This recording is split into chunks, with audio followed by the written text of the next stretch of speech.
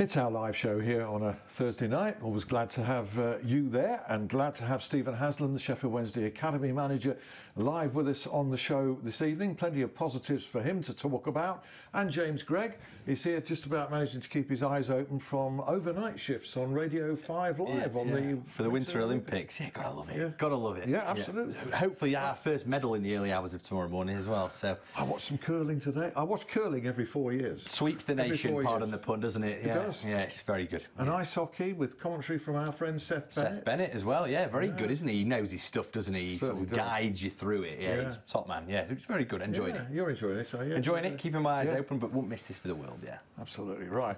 Okay. Oh, we were both in touch with our friend, or your mate particularly, Bill Root, this week. Yes. There's an academy.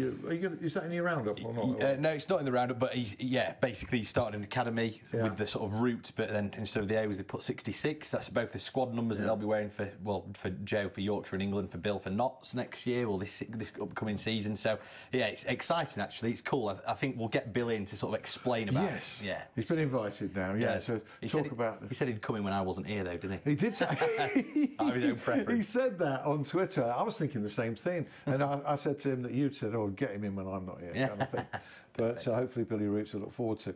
For every cloud there's a silver lining, and we talk about Sheffield Wednesday's injuries in the first part of the show, but it's sort of, you know, a transition time where so many young players have come in, but it's not just about that, is it? It's about, are they good enough at that time to come in? Because you don't want young... Isn't that fine balance between a young player coming into a senior squad and being able to hack it, and the damage if he can't? Yeah, of course. Great for to see young players come through, but ultimately they've got to be of the quality to be part of a successful first team. You know, we don't want young players coming in and the first team struggling as a consequence. We want young players coming in having a real positive impact, and hopefully, like I said, those boys have had a bit of a taste. Let's not get carried away. We've had a little bit of a taste, but hopefully they can continue to progress and get the opportunities and really kick on in their careers and help the club achieve its goals. How traumatic a time can it be? What do you remember of your time? Because you came in at a torrid time, didn't you? With the club trying to stay in the Premier League. I mean, you weren't alone. There were several others. And you all looked good, but you were part of a team that unfortunately was dropping. This may be different, obviously. Yeah, it was a difficult era. You know, obviously largely constrained by the financial situation at the time. You know, I think the year went down from the Premier League. Lots of players got sold, and you talk about having squad depth and all that sort of thing. I remember pre-season going into games with 15 players. One pre-season we predominantly played 4-5-1 over pre-season because we had one striker. It weren't through choice or philosophy and all this sort of stuff. We were just short of numbers at times. So yeah, it was a difficult era, but you know, something that I'll cherish with me, playing for my hometown club and the club that I always supported. Well, you made well over 100 appearances, I think. You know, which would never be taken away from you. And there was a lot of manager turnover around that time. I think when you came in the team, it was Danny Wilson, was it?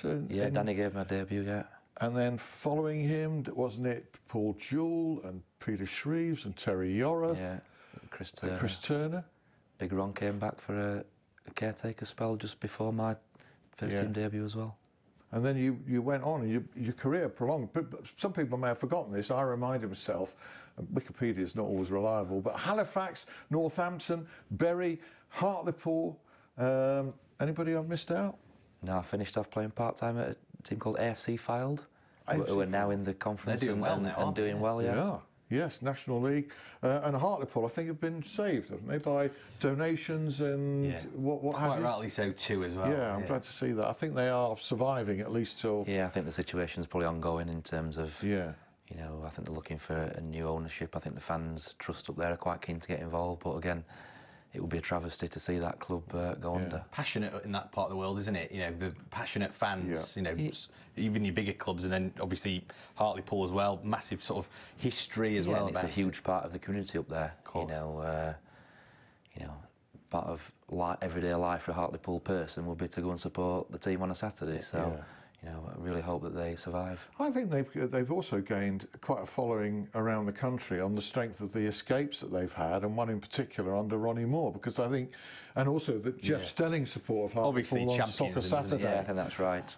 has rallied the country behind them, hasn't it? Really, definitely. I'm hoping the whole country now can get behind Chesterfield, to be quite honest, because they need it. Correct, yeah. They need it. Yeah. I'm seriously worried about that situation. Right, before your roundup, the goalkeepers, I promised that we would talk about them. Joe Wildsmith and Cameron Dawson. I mean, it's pretty rare for a club to have two such capable-looking keepers and potentially outstanding keepers simultaneously.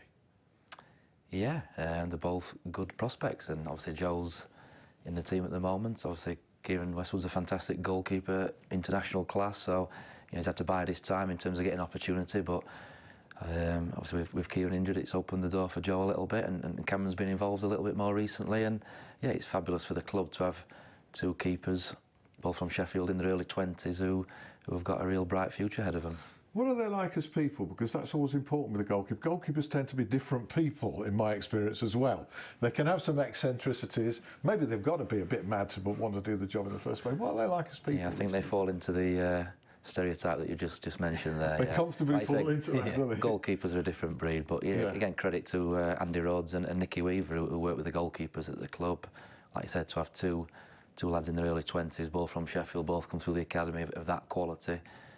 Credit to them ultimately. There seems to be an unflappability about both of them. And they look composed. And I thought it was a big game for Joe Wildsmith back at Hillsborough on Tuesday as well, because the previous home game, and we all have bad days.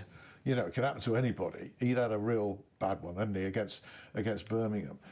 That good part of a learning. I mean, obviously, nobody wants to lose a game, but can that be a positive for a player to come back from that? Most definitely. Football's full of bumps in the road. Obviously, playing in his position as keeper is unique. Slightest mistake results in a goal. So to have that temperament to bounce back and come back in the way that he did is a real positive.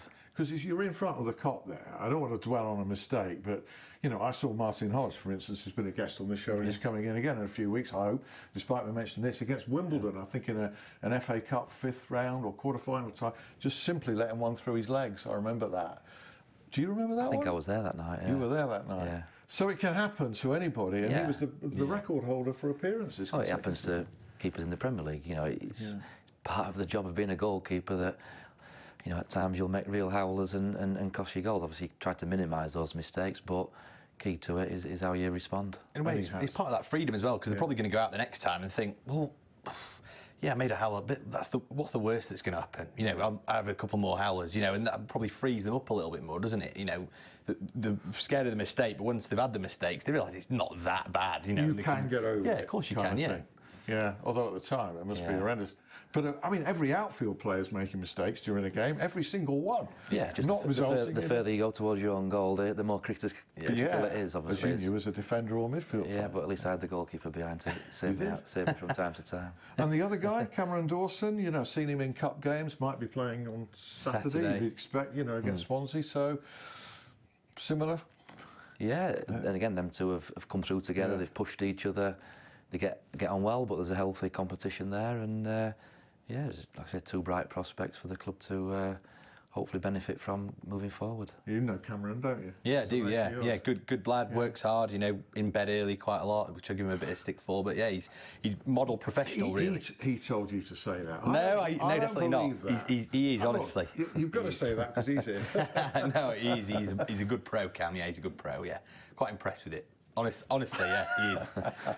No. We've all been young once. But I mean, that part of it, I think, has actually changed the expectation and demands on players to be professional in that sense. That has got to have changed since your day, has it?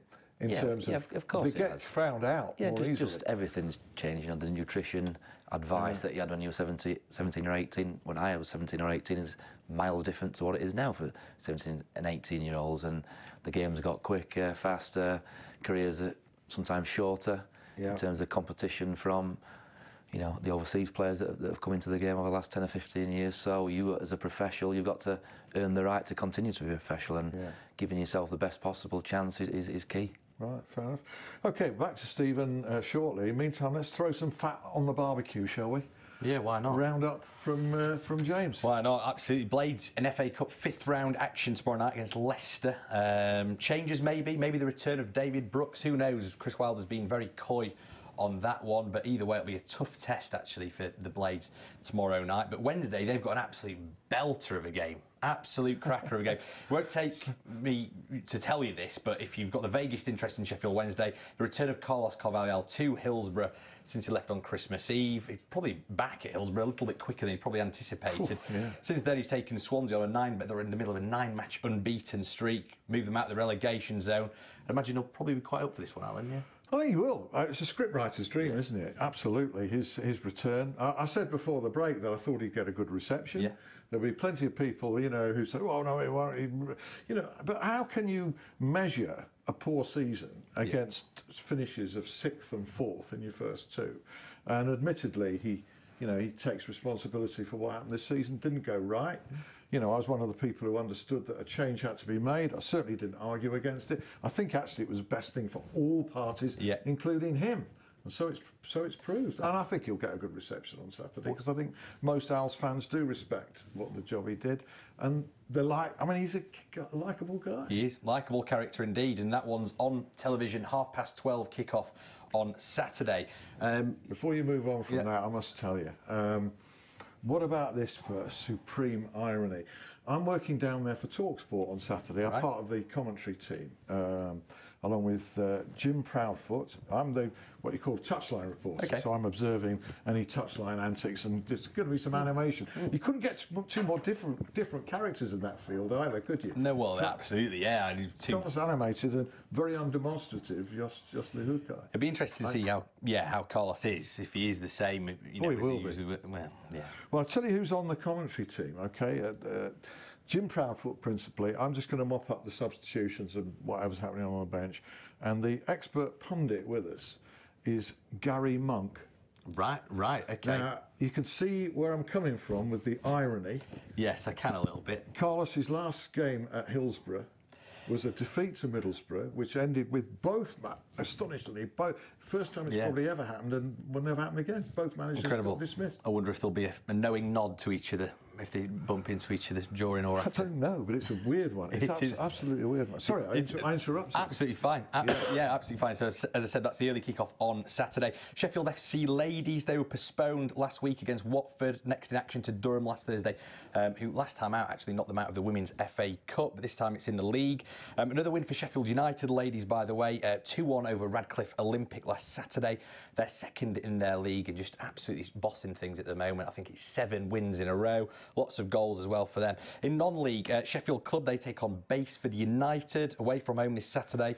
That's after their match last week was against Spalding, was postponed. Yeah, I'm going to test you because I don't know where that is. It's near Stoke-on-Trent. Basford, is it? Yes. Is it Basford or Basford? Basford. One of the two. It's near Stoke-on-Trent anyway, so I'm glad I looked at that earlier.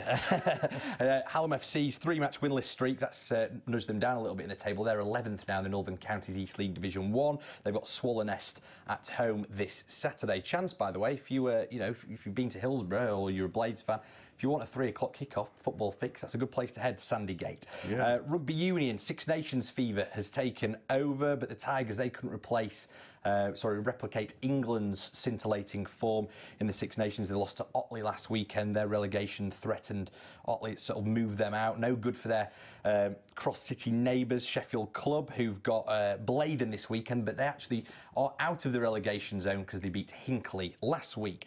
Steelers, they've got Coventry Blaze on Sunday away, but they've got Guildford on Saturday at the Arena, 7 p.m. tip-off. Few tickets left as well for that one.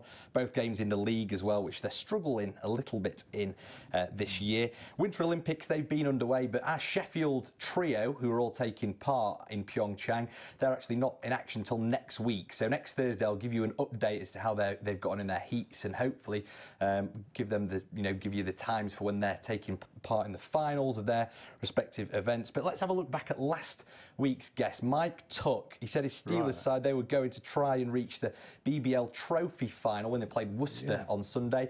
In the first leg, it was tied 86-all, but they won the second leg, 75 points to 66. They're in the televised final. It's on the 4th of March in Glasgow at the big Glasgow Arena.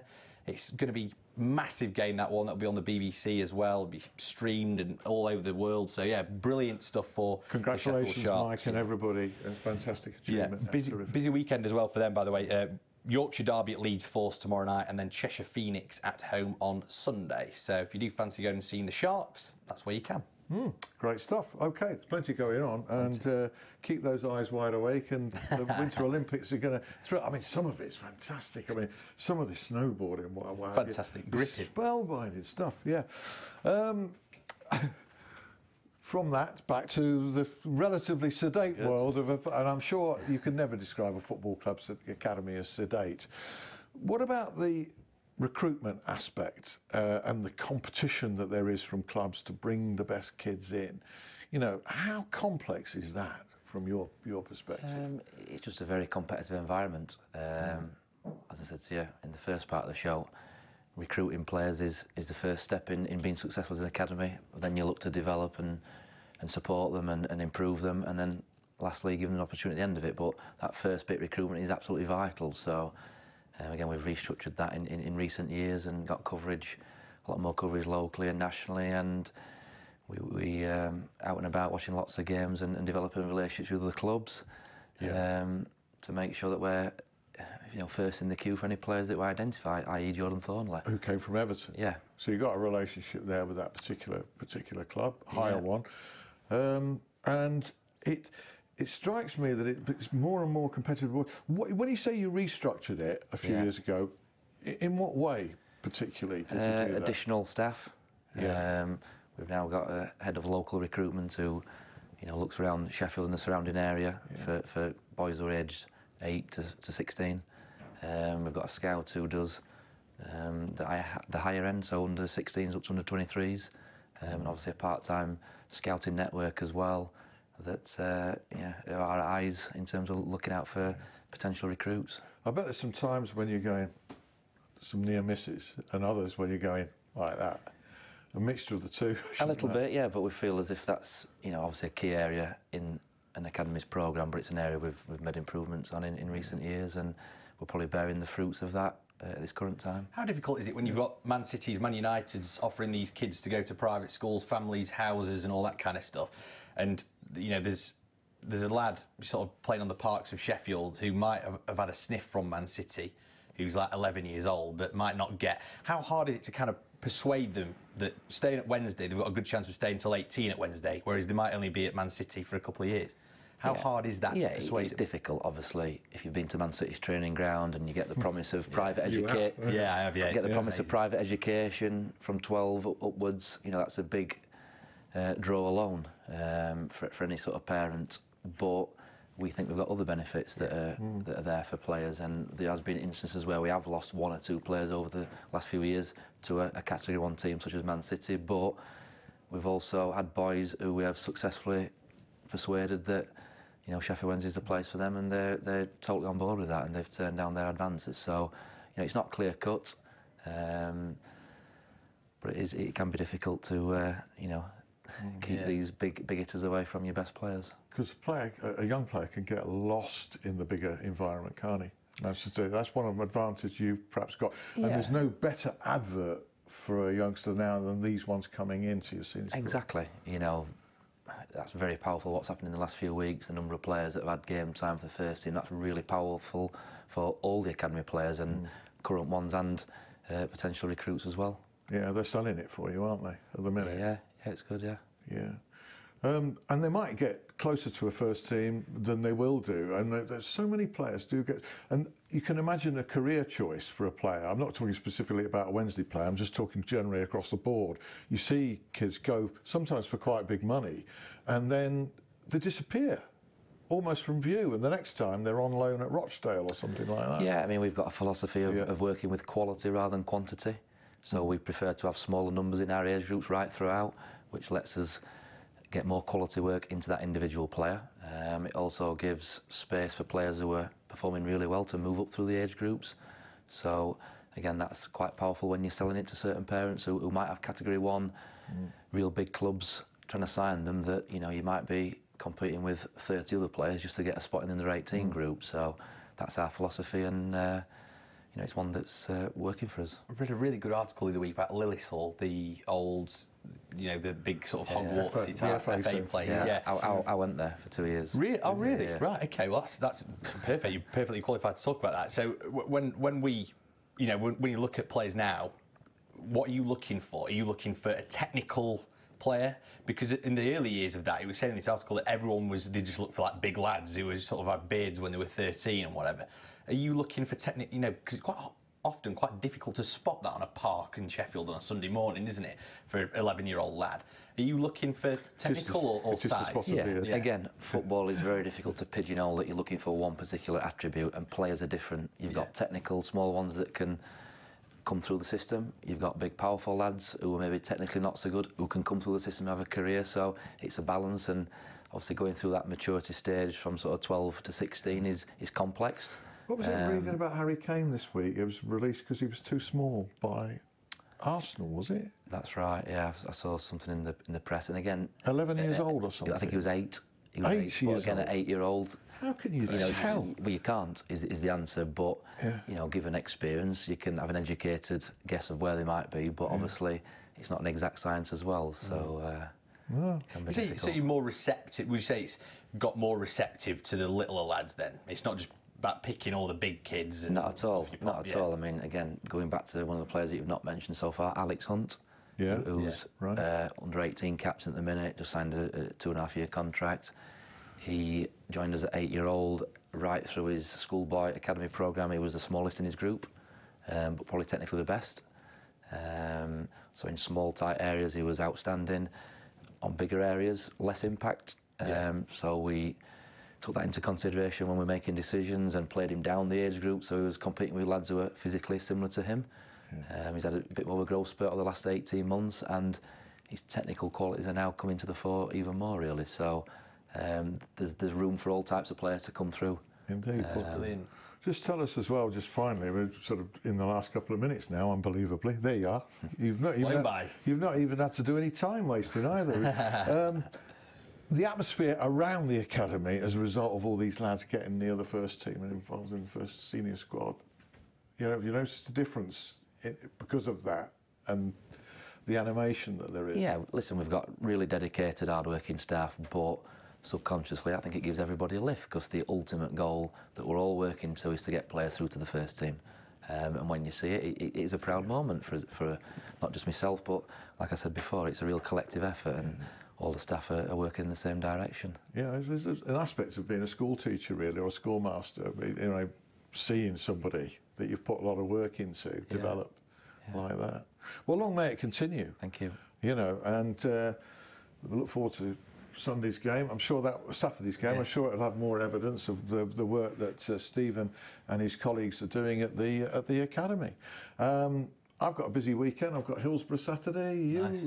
No, I'm sleeping. Yeah, unfortunately, during the day. Yes, I'll wake up to hopefully a Blades win tomorrow night, and be nice, wouldn't Wednesday it? win. Yeah, that'd be good. Yeah, it'd be interesting. I'm Absolutely. looking forward to seeing how that one pans out over this weekend. It's very difficult for both clubs because there are big games coming up on Tuesday. Yes. Yeah. Exactly. And, you know, there are going to be changes. And it's sort of, and yet it's the FA Cup 5th round, so it's a big opportunity. Hopefully, we'll be with you next week talking about both Sheffield teams in the quarterfinals. Get that? That'd be nice. It's repeated at 11. It's on my YouTube channel tonight. If you missed any of it, thanks again, Stephen. Thank you. See you next week. Bye bye.